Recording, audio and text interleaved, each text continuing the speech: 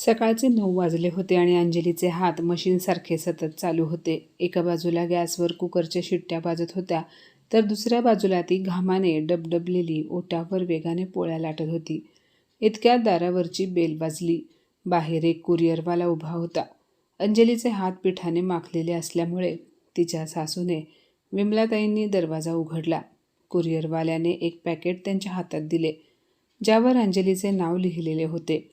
सुनेचे नाव पाहून विमलाताईंनी भुवया उंचावल्या. त्यांनी ते पाकिट घेतलं आणि सरळ स्वयंपाकघरात येत ओट्यावर आपटलं आणि रागाने म्हणाल्या, "घे, आलं बघ तुझं अजून एक सामान. काय माहिती काय काय मागवत असतेस तू. कधी पुस्तकं, कधी क्रीम, तर कधी कपडे. तू माझ्या मुलाला ATM मशीन समजतेस का?" अंजलीने शांतपणे गॅस मंद केला आणि हात धुवून घेतले.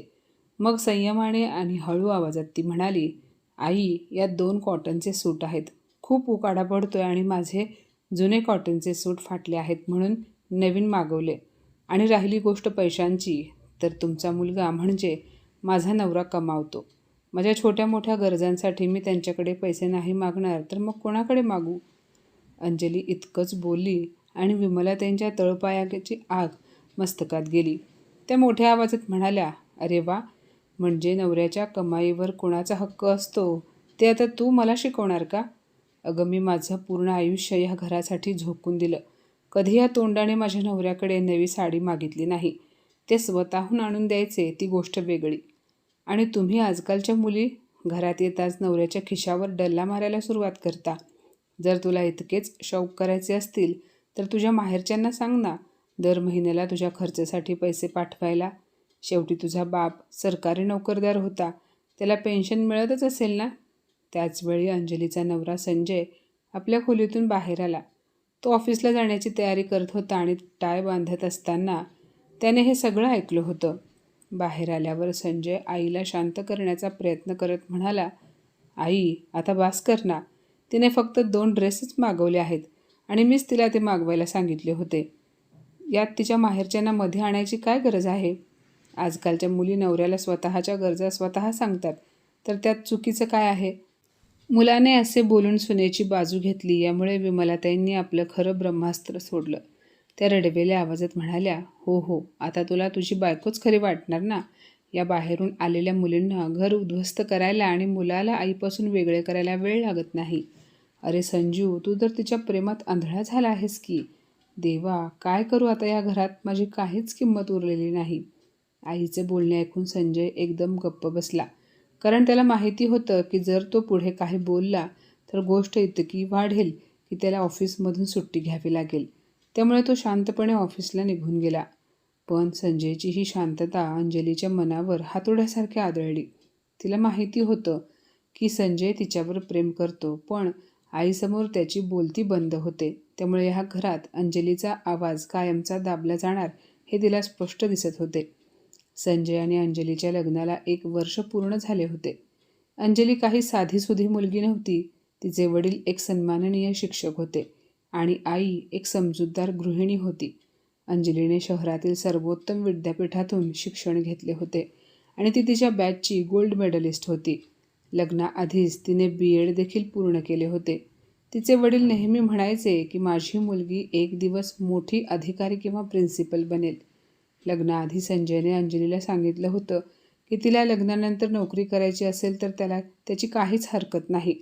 पण लग्न होताच तिच्या सासूने स्पष्ट सांगितलं, "आमच्या घरच्या सुना बाहेर जाऊन नोकरी करत नाहीत.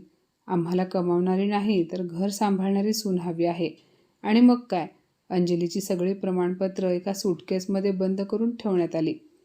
संजयने अंजलीला समजावलं की तू अजून नवीन आहे म्हणून आई तुला नोकरी करून देत नसेल, पण थोडा वेळ गेल्यानंतर सगळं ठीक होईल. संजयच्या सांगण्यावरून अंजलीनेही घरातील शांततेसाठी आपल्या स्वप्नांचा बळी दिला आणि तेव्हापासून अंजली सकाळी 6 वाजल्यापासून रात्री 11 वाजेपर्यंत घराच्या सेवेतच गुंतलेली होती. गेल्या वर्षभरात तिच्या प्रत्येक छोट्या मोठ्या गरजेवर सासूने तोंड सूप घेतले होते. ती सतत तिला टोमणे मारत होती. कधी चप्पल विकत घेतल्यावर, कधी पुस्तकं मागवल्यावर, तर कधी आजारी पडल्यावर डॉक्टरांच्या फीवरही. अंजली हे सगळं सहन करत होती कारण तिला वाटत होते की वेळेनुसार सगळं ठीक होईल. पण आज पहिल्यांदाच विमलताईंनी तिच्या माहेरच्या लोकांवर आणि तिच्या वडिलांच्या सन्मानावर बोट ठेवले होते. ही जखम तिच्या मनावर खूप खोलवर झाली होती. आज विमलाताईंच्या त्या टोमण्याने ती खऱ्या अर्थाने जागी झाली होती. तुझ्या स्वखर्चासाठी माहेरून पैसे मागव, हे वाक्य तिच्या डोक्यात सतत घुमत होते. ती मनात म्हणाली, एका स्त्रीची स्वतःची काही ओळख नसते का? दिवसरात्र घरकाम करण्याची काहीच किंमत नसते का? जर ती घरचं काम सोडून बाहेर नोकरी करत असती तर घरकामासाठी एक कामवाली ठेवायला हजारो रुपये द्यावे लागले असते. पण घरी राहणाऱ्या सुनेच्या कष्टांची काही किंमत नसते. उलट तिलाच नवऱ्याच्या पैशांवर जगणारा भार समजलं जातं. त्या रात्री अंजलीला डोळ्याला डोळा लागला नाही.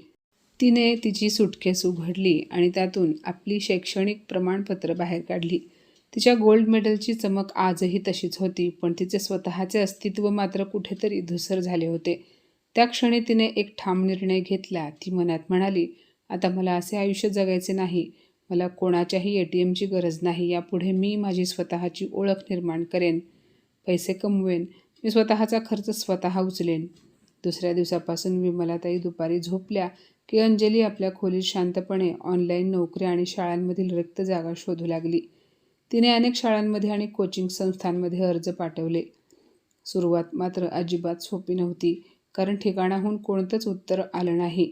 तर काही ठिकाणी अनुभव नसल्याचे कारण देत तिचा अर्ज नाकारण्यात आला. लग्नानंतरच्या त्या 1 वर्षाच्या खंडामुळे तिचा आत्मविश्वासही काहीसा डळमळीत झाला होता. पण तिने हार मानली नाही. साधारण 1.5 महिन्यांच्या अथक प्रयत्नानंतर एका नामांकित शैक्षणिक संस्थेकडून तिला ऑनलाईन ट्युटरच्या मुलाखतीसाठी बोलावणं आलं. अंजलीचा विषयावरील अभ्यास खूप सखोल असल्यामुळे तिने मुलाखत सहज उत्तीर्ण केली. कंपनीने तिला वर्क फ्रॉम होमची संधी दिली. दिवसातून फक्त 4 तास मुलांना ऑनलाईन शिकवायचं आणि त्या बदल्यात तिला चांगला पगार मिळणार होता. ही आनंदाची बातमी अंजलीने संजयला सांगितली. सुरुवातीला तो थोडा साशंक झाला. अंजली, आई काय म्हणेल? तिला हे आवडेल का? तुला आईचा स्वभाव माहितीच आहे. अंजलीने शांत पण ठाम आवाजात उत्तर दिलं. संजय, आईंना मी समजावून सांगेन. माझ्या नोकरीमुळे घरातील कोणतंही काम अडणार नाही. पण आता मी मागे हटणार नाही. माझी ओळख मी आणखी संपवू शकत नाही. मीही एक माणूस आहे आणि मला सन्मानाने जगण्याचा पूर्ण अधिकार आहे. संजयने तिच्या डोळ्यात पाहिलं. लग्नानंतर प्रथमच त्याला तिच्या नजरेत एवढा दृढनिश्चय दिसत होता. त्याने तिच्या निर्णयाला पाठिंबा दिला. त्या रात्री मात्र संजयलाही बराच वेळ झोप लागली नाही. लग्नाच्या वेळी अंजलीचे वडील किती अभिमानाने तिच्या यशाची आणि गुणवत्तेची माहिती सांगत होते ते त्याला आठवत होते. आज पहिल्यांदाच त्याला जाणवलं की पत्नीची साथ देण्यात त्याने खूप उशीर केला होता. तो वाईट माणूस नव्हता, पण त्याच्या गप्प राहण्यामुळेही अंजलीची स्वप्न कैद होण्यात त्याचाही तितकाच वाटा होता. त्या क्षणी त्याने मनाशी ठरवलं, यापुढे तो फक्त तिचा नवरा म्हणून नाही, तर तिचा खरा साथीदार म्हणून तिच्या पाठीशी खंबीरपणे उभा राहील. जेव्हा विमलाताईंना अंजलीने नोकरी सुरू केल्याचं समजलं, तेव्हा त्यांनी अक्षरशः घर डोक्यावर घेतलं. त्या रागाने म्हणाल्या, आता ही घराला धर्मशाळा बनवणार आहे का? उद्या बाहेरच्या लोकांसमोर आमची अब्रू घालवेल. लोक म्हणतील, यांच्या घरात सुनेच्या कमाईवर संसार चालतो. हे दिवस पाहायचे बाकी होते का? अंजलीला त्रास देण्यासाठी मुद्दाम घरची कामं वाढवली जात होती.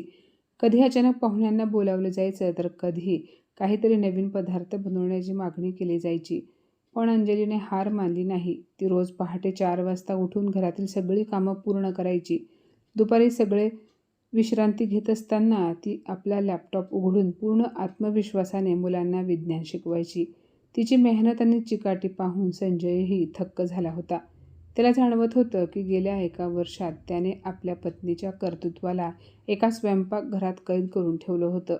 असं करत करत पूर्ण महिना निघून गेला आणि आज महिन्याचा शेवटचा दिवस होता. अंजलीचा पहिला पगार तिच्या बँक खात्यात जमा झाला.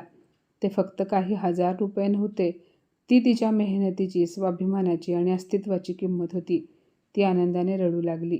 संध्याकाळी संजय ऑफिसमधून घरी आला तेव्हा अंजलीने त्याला आणि विमलाताईंना हॉलमध्ये बोलावलं. अंजलीच्या हातात 2 पॅकेट्स होती.